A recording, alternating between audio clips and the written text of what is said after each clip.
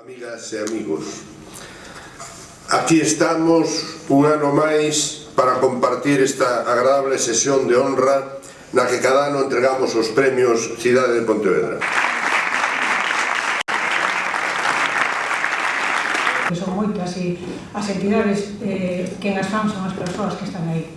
Esas persoas con as que estiven, que tiveron parálisis cerebral, rapaces e rapazas en prisión, con delitos de sangre, mulleres que en situación de exclusión e con problemas económicos fortes, incluso mulleres que tuvieron que renunciar a tutela do seu fillo.